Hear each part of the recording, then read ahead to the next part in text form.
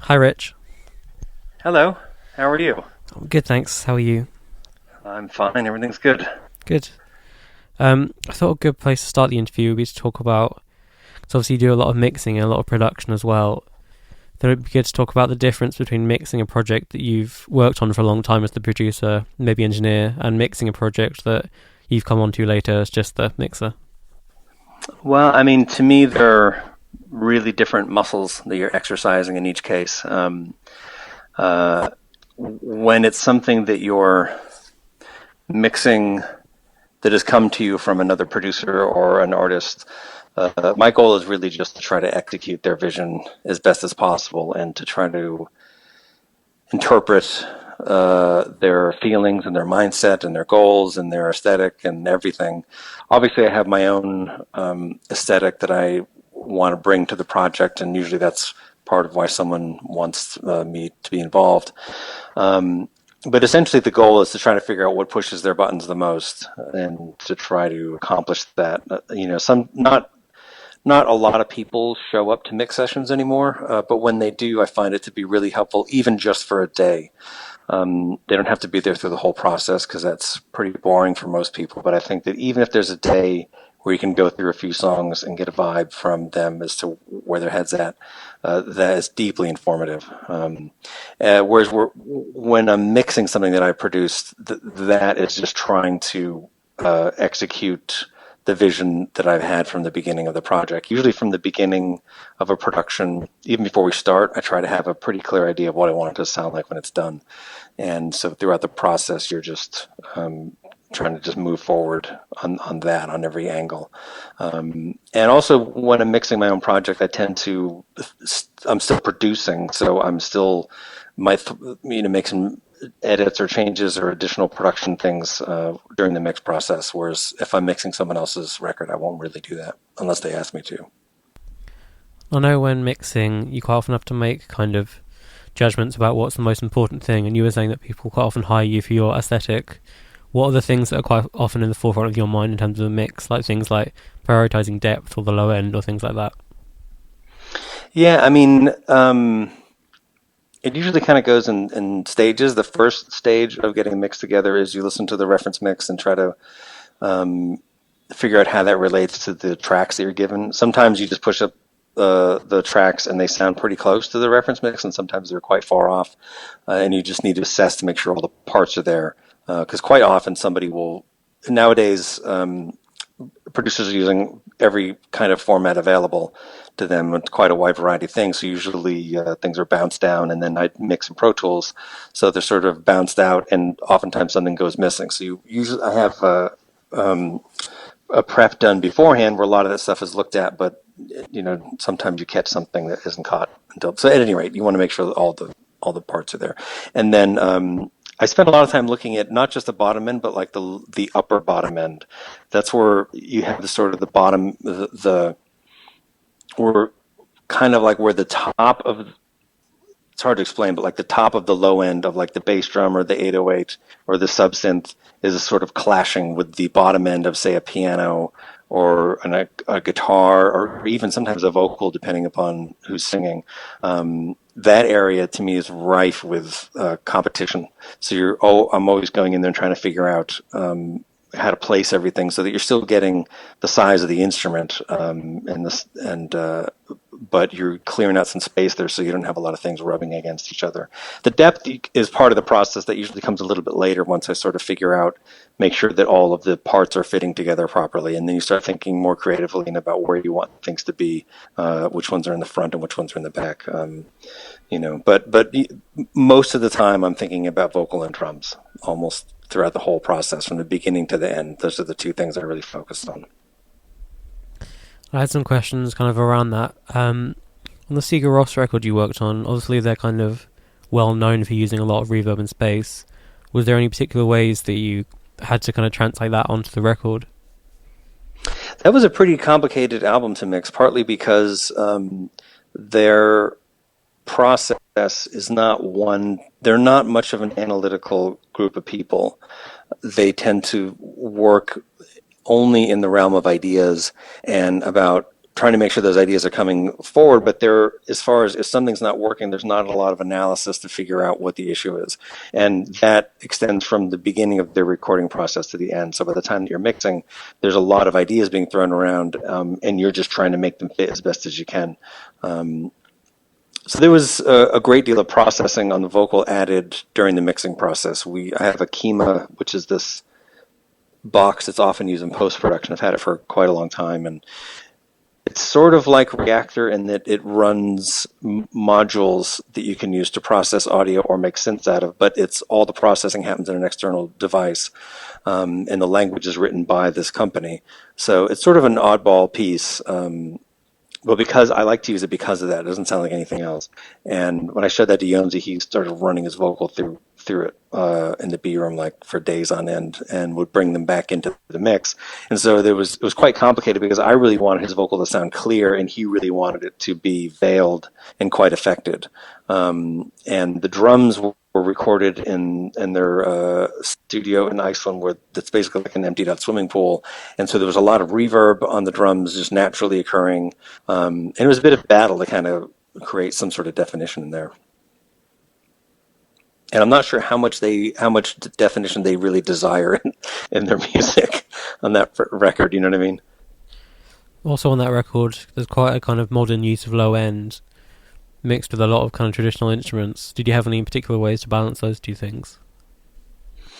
I think that's just the way that I would normally do it, and that I mostly listen to I listen to a lot of hip hop and have for pretty much my whole life. So I'm always interested in presenting the low end in kind of modern, deep, foundational way. And I don't know if there's any particular tricks to that. It's just the way you feel about something and what you choose to prioritize. Do you have any favorite piece of equipment to work with that low end or get that low end when it isn't there? I mean, I can't remember what I would have used on that record because that was a little bit ago. I was probably just using SSL EQ and a bit of EQ on the bus. There's a lot of on that record, I think there was a lot of 50 hertz being boosted. I had a TG curve bender across the bus. And back then I was boosting maybe 5 or 6 dB at 50. And that would mean that the type of bottom end you're getting on the record is mostly coming from that. So it doesn't mean that you're getting an across the board boost. So you sort of have that on from the beginning, and that informs all the other choices you make down there. So you don't need to boost up as much of the individual channels, or even, you do a bit of obviously some reductive things to work around that automatic boost that you've already got in there. I think a lot of it really on that record is coming from that. And nowadays, I'm not really boosting on the bottom end quite as much globally. I'm working more individually and trying to decide what's going to make its presence known down there. So there's probably less reductive EQ going on to cover for that boost that would have been happening back then. Kind of following on from that, I wanted to ask about how you choose whether to process tracks individually or in terms of kind of buses or the final two bus. I think, when I'm mixing that's a good question because there are two different things. There's several grouping systems. So I'll have the individual tracks, which I will then group like things together into an aux in the computer, and I might treat them similar. Like, let's say there's some acoustic guitars. Let's say there's maybe 3 acoustic guitars. They generally have a similar profile, so I'll put them into an aux in Pro Tools and treat them in a certain way. Usually there's a bit of sort of low-end honkiness coming out of an acoustic guitar, so sometimes you might do that individually. You could do that across the group. Then that will go into a sort of almost like a stem mixer that I have at the top of the session with about maybe 20 stereo tracks where I can affect groups of things there. Those things will then go out sometimes into a console, and in the console they'll be treated together as a group in the console as a stereo pair, and there may be like a pair of distressors strapped across the insert of that in addition to what I've been doing. And then of course everything gets fed into the big group, which is the stereo mix bus. What does your 2-bus normally look like, and has it changed that much over the years? That's a good question. I mean, Weirdly, it hasn't really changed that much. I've gone through phases where I've tried all kinds of things. At the moment, I'm pretty much right back to where I was 20 years ago, which is a pair of EAR 660s, the same pair that I've had on the mix bus with the GML, adding some top end. Sometimes I'll pop in the curve bender for a bit of bottom end. I guess the difference is now is that I'll probably be running like, maybe 3 or 4 or 5 different plugins across the mix bus as well. Some for spatialization, some just to tighten things up a little bit. But the overall sound of the record might be coming from the 660s. What are your favorite spatial effects to use on the master? Sometimes you can... to be honest, one of the spatial effect that I use the most is Acoustica, which is a sort of strange plugin manufacturer. All their plugins seem to take up a huge amount of resources on your computer, but they sound really good. They have a version of the SSL G compressor called Sand, I think it's called. And I don't really use that for any compression at all, but as soon as you pop it in, it takes the edges and pushes them out further. So for me, I'm using things like that for spatialization, not necessarily putting on a global widener at that point. I'll use NewGen, I think it's called Stereoizer, all throughout the individual tracks to widen things out, and a few other pieces as well. But on the mix bus, I only will use something like that, which is not going to cause phase issues. Do you use parallel processing much? It kind of goes in ways. I mean, the drums, I'll use a fair bit of stereo parallel processing. Vocals, I almost always have a 33609 being paralleled off of the vocal bus. And the vocals will also then go through a pair of Magic Death Eye compressors, hardware units, as well as sometimes like an Avalon EQ or something like that. So there's distressors are often being paralleled off of, say, guitars, maybe synths. I mostly tend to use hardware units for parallel and in the box because plugins often have a mix knob on them. There's less of a need for me to run an aux as a parallel when you can just simply slap something on. You can route all your whatever is keyboards into an aux and then just globally process them with your wet dry right there. Usually it's hardware units running the parallels. Do you ever do any mixing entirely in the box? I've tried it a few times, and I've never been that satisfied with the results. So, I mean, obviously some people have found a way to make that work really well. For me, it's never quite worked. The closest I've come is mixing almost completely in the box, but with I'll use an Equinox stumming mixer, or right now I'm using the Rupert Neve centerpiece, or that's probably the closest I've come. But even in those cases, to feel more comfortable, I always work in some outwork here. I know you've mixed some live albums as well. Are there any kind of big differences mixing live albums compared to studio albums, and kind of any things that you wouldn't expect would be an issue but turned out to be?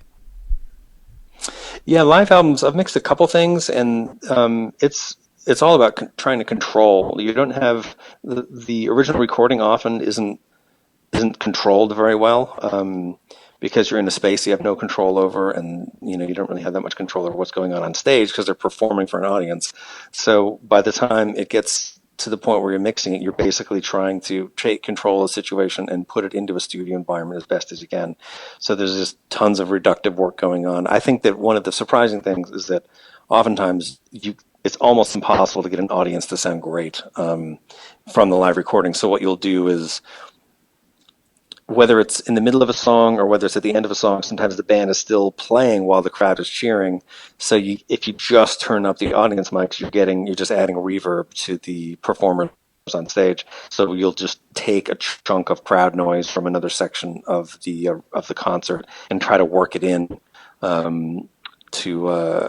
to augment what's naturally occurring there. I find that happens quite a lot. And then sometimes, you try not to have players like redo a spot, but occasionally you might have to have somebody drop in on something if there was something happening in the live concert that was maybe out of tune, or the performer's not playing in this section because they're doing something else for the album. If you don't have that visual component, you need to deal with that. When you're producing or engineering an album, do you prefer to record live or do it more kind of sort of track by track? I sometimes I'll have the whole band play just to try to get some excitement, but it's never. My goal of the production in the end is oftentimes to have the band sound perhaps better than they do when they're just playing together live in a room. And so what we'll end up doing is maybe everyone will play together, and then if, let's say, we're trying to get drum tracks, then we will just basically take the backing tracks of the other players and then just have the drummer play along to that. Sometimes we'll create demos, like pretty detailed demos before we go in to record basics, and sometimes we'll just overdub onto that. So there's not, there are times, or for example, if you're trying to figure out the direction of a song, like last year I was producing Death Cab for Cutie, and they were in my studio, and there were a couple songs where we felt like the original direction that we had in mind wasn't quite working, and so then I would just have everyone play live. They're super capable musicians, and we would just sort of work all collectively to try to figure out where the song was going. And one player would sort of choose to go in another direction, the other ones might follow them. And so in those cases, it's not really about recording so much as it is about ideas and aesthetics. And in that case, we may keep what we're getting, or we may just go, okay, right now we know where the song wants to go. Now let's get serious and tempo map it out and that sort of thing. Sort of depends on the situation. Have you ever kind of especially done any albums where the whole point was to do it everyone live, kind of all in the same room, amps blaring sort of thing? I don't think I have. I'd have to really think, but I don't think I've ever really done that. Seems romantic, though. Yeah. If it's all right with you, I thought we could go through some kind of particular instruments and talk about your approach to recording and mixing them. Maybe if we start with the drums, have you got any kind of favorite recording techniques that then go into certain mixing techniques? I mean, for drums, for recording techniques, I try to, this would apply to mixing as well, as there's a habit, if it's an acoustic drum set, a lot of times people, when they're getting their sound together, will like crank up the room mics to make it sound very exciting. I prefer to try to get the sound to be as great as possible without having to rely on your room mics. So I will probably just spend a while making sure everything has impact. And the most important thing when tracking acoustic drums are the phase relationships between the different microphones you're using. Because if you just throw things up and you're not paying attention, then if one of the microphones, even maybe if the studio wiring is wrong or who knows, there could be a phase relationship that's flipped. It could be an issue with so that would be a technical phase issue. And then there could be a user phase issue when you have your overhead mics on top of a drum set. The phase relationship between where the snare mic is and where the overhead mic is above the snare will directly have an impact on how your drums are hitting once they're recorded. So I spend quite a lot of time usually moving microphones around, overhead mics in particular, to try to get them to capture the drum kit in a way so that all of the mics are in phase. And oftentimes what that means is that in the overhead picture, the snare drum or the floor tom or whatever is kind of a wide picture, so they might be fairly far off to the left or off to the right. That's totally fine. The other thing you try to keep an eye on are the phase relationship between the kick drum mics. It's easy for something like that to get out of line, and then you lose your punch there. I think that the only other thing I'm pretty adamant about, although I do slip occasionally, is I try really hard to never compress room mics, unless it's like an effect mic. But as far as like your general casual room mics that go up, I try to never compress them when I'm tracking. It's partly because if you have a drummer who's hitting a lot of cymbals, those will drive the room mics, and you can't undo it once it's really squashed. So I try to leave that for further on in the process. Then you can add effects to them maybe, or have some control over the filtering of them before it gets to a compressor so that you're not just being washed in. I also take a lot of liberties when tracking drums to remove items so that the drummer can't use them, and that maybe we will put them on later. One of the things that on the Biffy Clyro album Ellipsis, there was a song called Wolves of Winter, and this is the first song that I think we did some pre-production, but then the first song we actually recorded was Wolves of Winter. But the process that I did for that was kind of different for them, which was basically we did a bunch of takes with the band playing, and then I comped the drums and took the kick drum and derived MIDI notes from it, took the MIDI notes and triggered my Fairlight to play the kick drum, because I really wanted this kind of like super clean with a particular kind of phase to it, kick drum playing that was coming out of my Fairlight. And so we basically sequenced the kick drum then off of his comped live performance, and then I sent Ben back out there with no cymbals and no kick drum to play the song down. And he was like, he was not pleased, because it's pretty awkward to play a complicated song like that with half your drum set removed. But it worked out great. And so to me, it's all, anything's game at that point. Obviously, it varies kind of project by project, but do you have any kind of go-to mics or techniques for recording drums? I mean, it's, other than putting Josephsons on the toms, which I think are the most obviously perfect mic for recording a tom, anything goes, really. I don't really have any hard and fast rules. Maybe if you move on to electric guitar, could you talk about kind of your favorite ways to record and process them? Again, it's a similar conversation there, in that you want to try to make sure that the mics, if you're doing multi-miking, are as in phase as possible. So you spend a lot of time adjusting where the mic is on the cone, and where if you're using multiple mics, you want to, in my opinion, put them on the same cone, and you spend a long time moving them back and forth to try to get the phase relationship as tight as possible. That extends to bass, by the way, which I think is one of the most commonly improperly recorded instrument of any. Very rarely does something come in where the bass is like recorded tight and in phase. It seems to be something that no one pays attention to. So when I think that bass benefits from like a pretty complicated setup, because you want to get like the sub that you might get out of a large cabinet. You want the clean punch and finger sound out of a DI or something like that. So you spend a long time trying to line everything up so that you're getting the most direct impact possible.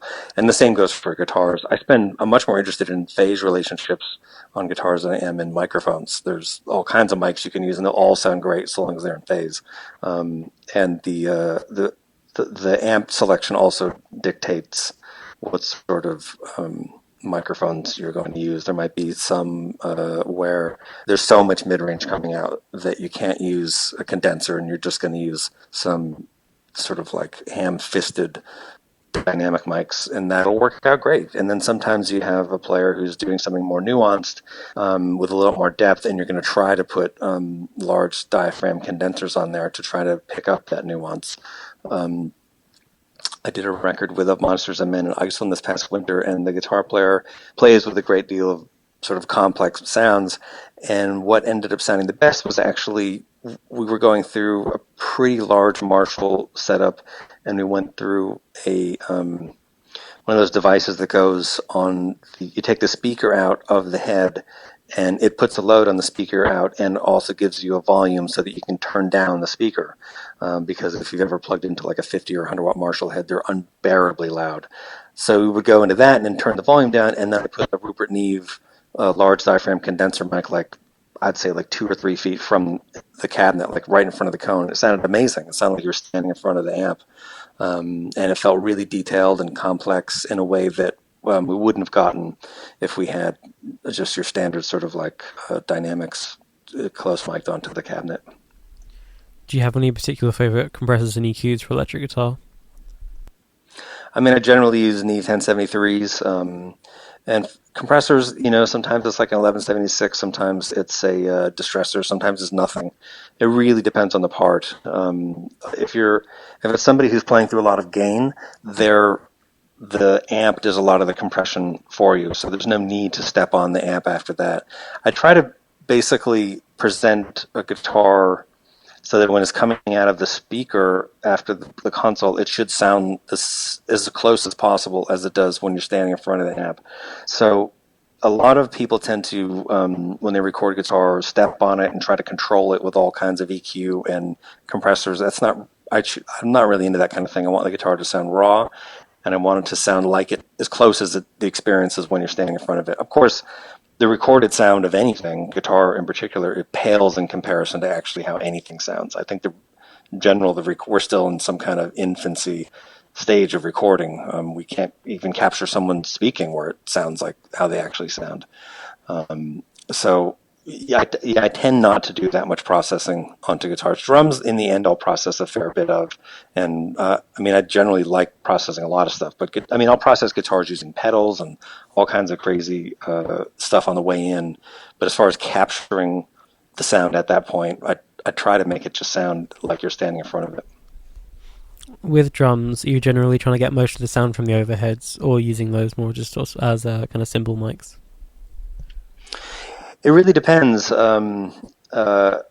Sometimes you're using them as just cymbal mics. Sometimes if the drummer is hitting the cymbals so much that the overheads are not picking up enough of a kit sound, and they're just getting washed out, I'll actually just close mic all the cymbals and get rid of the overheads entirely. But generally, it's they're kind of like an overall kit sound in some cymbals. The cymbals tend to make their way into your track no matter what you do. So they're just for like an overall kind of picture type of thing. And then the individual drums are processed fairly heavily down the line anyway. If we move on to vocals, do you have any favorite kind of techniques or mics that you normally go to first? Yeah, I usually will try out a few different mics to see what sounds good on a singer. Oftentimes it's something like a 251, or I like C800s. And sometimes it's a 47. It really depends on the singer and what you have on hand. Oftentimes I've been using SM7s, and they can sound really good as well. And then it's a pretty standard vocal chain, 1073 into 1176. And you're just trying to sort of capture it without getting in the way too much. I'll oftentimes layer vocals up with, if you're doing a lot of backgrounds, I'll try to use different mics in the backgrounds so that they have a bit of aesthetic depth to them. And that may mean using other mics that are equally as hi-fi, or it may mean using, like handheld tape recorder mics from the 70s, and layering sounds up like that, so that you have sort of more of a filtered group sound on the BVs. But generally, it's your basic stuff. How do you decide if you're going to process on the way in or leave it for mixing? If I feel really confident in what's going on, then I'll process things a fair bit. If I feel like, and I want to mean confident, I mean not just that like I know that what I'm getting is good. It also means that you want to leave the artist enough room to be spontaneous without it being held back by some processing that you're doing. So like if you're compressing the vocal a lot because there's a really sweet quiet section of the song, and then all of a sudden the singer kind of digs in, the vocal is going to be too squashed and you won't be able to undo that. So I'll tend to like try to control it a bit on the way in, but not too much, so that you're not held back and that you're not destroying what the artist is giving you at the time. I know that there are some older engineers who will just ride the input on the fader into the compressor, and probably some contemporary ones as well. But I'm always afraid to do that, and I'm mostly just listening for diction, and I want to give the singer accurate feedback. So I don't tend to do that while doing vocals, but I'd love to do that someday. Have you ever had a situation where you compressed too much on the way in and you had to kind of figure out a way to work around it or try and undo it a little bit? I'm sure I have. I try not to. More than likely, that will come up when I'm mixing someone else's records, just because sometimes people will like bounce some. They'll get a sound up in Logic, let's say, that they really like, and they'll just send you processed vocal tracks, and so you get these in, and they'll already be compressed with reverb on them and whatnot, and they don't sound quite right. So you still need to run them through your gear to get them to sound the way that you like, but you're battling heavily processed tracks. That comes up quite a lot. And in that, there's no real hard and fast way to try to deal with those kind of things. If something's really compressed, then obviously I try not to add more compression. You'll just be trying to figure out where the sort of, I'm trying to think of the word, where the sort of peak area is that the compression is making it feel held back. A lot of times it's in the lower mids. So just go in and try to reduce some of that so that it gives an impression of more dynamics without there actually being any more dynamics. Do you use things like multiband compression and dynamic EQs much? Yeah, for sure. The Waves makes a couple of multibands. There's a great Fab Filter, has some great sounding multiband. UA has a few in there. Even some of their own stuff is great multiband stuff. And yeah, you can use that for, oftentimes that's used just for sort of reducing problem areas. You can also use it in creative ways as well to sort of accentuate drums, but usually you're just trying to sort of smooth out. I hate using the word smooth, but usually you're just trying to sort of control offensive frequencies that are getting in the way of the vocal parking in the way that you want it to in a song. Are you generally using those on individual things or more kind of buses to get rid of things in general? Or I'm really using them on individual things. I think those things can be pretty dangerous, so I probably wouldn't put them on a whole bus. have you never kind of used them on the two bus at the end, really? I wouldn't do that. I'm sure there are people that are getting great results doing it, but for me, I wouldn't do that. I'm sure I probably tried it at some point, but it's not anything that I would do. Moving on to acoustic guitar, have you got any favorite kind of recording techniques and processing that you do? Acoustic, I think, is actually kind of tricky to record. It's partly because each guitar sounds so different, and the microphone on an acoustic can pick up something completely different. It's moved to an inch left, right, up, or down. So I try to use only one mic. Sometimes there'll be two mics right next to each other. Sometimes there's like a vintage Sennheiser condenser, and sometimes it's a large diaphragm 67 or something like that. Sort of depends on what's on hand and what sounds good. I don't really have any hard and fast rules there, other than you just try to find a great sounding mic that matches up with the part. It also depends on the song. Like if it's a vocal in an acoustic, then the acoustic needs to have a certain amount of size, because the acoustic is basically taking up the space of the band. So you may put like an M49 on it and U47 on the vocal or something, so that each thing is presenting like a great deal of size in the track. Whereas if it's just like a rhythm acoustic that's a background accompaniment, you don't want that to have a lot of size. You want it to have a lot of sort of strident right hand pick rhythm happening, and then you'll use usually like a pencil condenser on it, so that you're really just mostly getting that and not worrying about picking up a lot of the body. Do you do any mid-side processing in your mixing? Not that often. I can't say that I really do. I mean, occasionally I'll do that on certain instruments or keyboard tracks or something, but I wouldn't do that across the whole mix. You know, that'd be something maybe I should spend more time learning about, but I never really have, and so I just haven't. I think lastly, moving on to piano, do you have any favorite kind of techniques for processing and recording them in terms of like upright and grand and anything really? Yeah, I mean, I've spent a lot of time recording grand pianos over my time, and I generally like a pair of C12s pretty tight onto the hammers, and that way you're getting the most impact possible. I mean, the piano never sounds as better than it does when you're sitting in front of it playing it. So as much as you can get that kind of feeling, to me, that's what you want, particularly if you're dealing with piano that's going to be in a track where it's competing with bass and drums and a bunch of other stuff. You're going to want the impact of where the hammers are hitting the strings.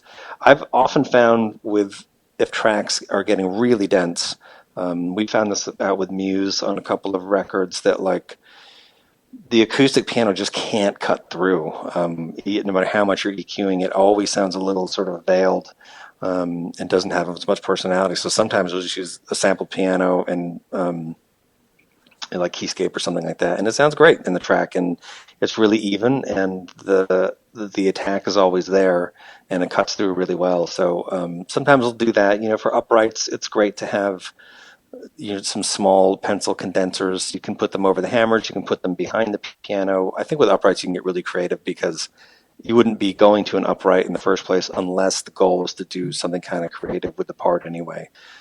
So you could do all kinds of things, room mics, whatever. Sort of anything goes. I mean, and I've done some of that stuff on the grand piano. I went through phases where I was really into treated piano, or what people call prepared piano, where you sort of drape things over the strings themselves, so that when the hammers hit them, they sort of make kind of a buzzing sound. There's an artist named Kelly Moran, whom I'm a huge fan of. She's on Warp, and all of her recordings are prepared piano. They're just incredible. And to me, those recordings are kind of amazing, because she's going up and down the fingerboard and every note is completely even. It's very difficult to do that. When I worked for Philip Glass, that was something we would spend quite a long time on, just moving microphones around to try to make sure that every note up and down the instrument was being presented in an even fashion. With like rock tracks, people tend to play in one sort of position on the piano, so it doesn't matter as much. But yeah, I mean, I think the piano is kind of a world in itself. That you can do all kinds of things. You just got to make sure you get the basic elements to be presented forward. Thinking about Philip Glass, especially with working with kind of more experimental musicians, are there anything that kind of in your memory stand out as really weird techniques that you use in sessions, or things that you kind of never saw yourself doing but you ended up having to do in a session? I mean, my time working for the Philip Glass, I think the thing that I came away with it was how unexperimental the process was, because even though the music might be melodically experimental, the processes were very deliberate and extremely technical. And I feel like I came away from that situation with a far more technically minded than I was going in. There would be a lot of time spent on, I mean, this was a while ago, so you were still locking up different formats. You might be locking up different digital formats with Pro Tools, we were using Digital Performer a lot at that point. And everything was very deliberate before the session started. The things had to be all tempo mapped out. And Phil's conductor, Michael Riesman, would do tempo maps by hand. He wouldn't use a click. So he would oftentimes just sit there and the click would be sort of assigned to one key on the keyboard, and he would go through and sort of tap out where the changes would be. And that was sort of his way of conducting, I guess, the score. And everything, of course, was written down on a score, so you're following along even all the way through mixing. You're looking at a score, and Phil would be like, he'd point to the score and say, I'm not hearing that French horn there. And so I ended up being able to read scores pretty well, and that's something that still comes in handy if you have a string session or something like that.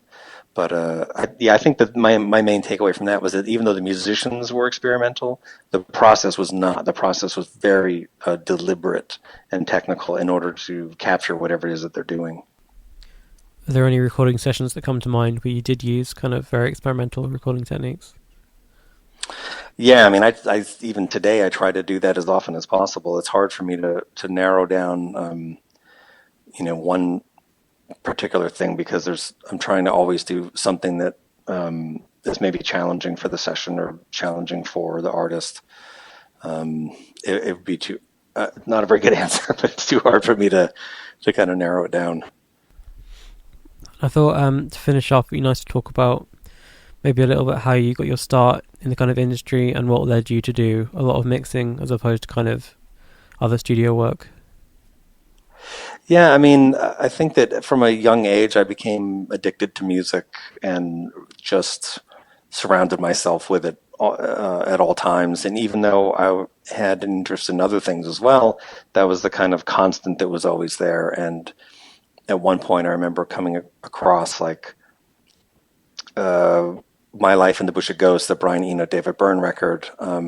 And I also was into the Talking Heads at the time and noticed Brian Eno's name on Remain in Light as a producer. And that's the first time I sort of thought about like what that meant, and what that meant to a recording. And then I just sort of realized that I just wanted to spend all my time, in the studio and pursuing sounds and music and trying to contribute to in the same way that the music has become sort of a partner in your life. I wanted to contribute to that being a partner in other people's lives. So it's really kind of all I ever wanted to do. And I went to Berklee School of Music, and I started working at a studio in Boston called Q Division, where I met John Bryan and some other folks whom I still keep in touch with. I haven't seen John in a minute, but there's other folks there I keep in touch with. And then moved to New York, started working at some hip hop studios, ended up over at the Looking Glass, and that was I was a huge Philip Glass fan before I started working there, so that was pretty exciting for me. I felt like there was a certain point there. I was producing indie records in addition to working on Phil's music, and there was at some point where I just felt like I wanted to deliberately make sure that my mixing game was up to speed. And at that point, Phil's studio wasn't that busy. I mean, there were some heavy hitters rolling in there. David Bowie was working there a lot. We'd see him all the time. But I just had keys to this SSL studio that nobody was using a lot. So I would, when we weren't working on his stuff, I would just go in there and work and try to hone my craft, I guess. And then by the time I moved out to LA, I reconnected with John Bryan, and we worked on Fiona Apple's second record. And off of the back of that, Rick Rubin just called my apartment, or he didn't call, but his Lindsay Chase, who works for him, called and wanted to set up a meeting. And I went and met with Rick, and he was really into the sound of that Fiona Apple record and asked me to start working for him, primarily in the mixing, on the mixing side. So I started mixing some stuff for Rick, and as soon as that happened, everything just sort of took off. And so since then, I've always kind of split my time up doing productions and mixing. And it's good because after you mix for a long time, for me, I get kind of hungry to get back in the seat and be really creative on something again. And by the same token, like when I'm producing, you become sort of like a member of the group, and by the time you get the thing to the end, you just want to just chill out and have a good time mixing somebody else's handiwork. So I think the back and forth has been feels pretty rewarding for me. Thank you so much for speaking with me. Thank you. Yeah, this was wonderful.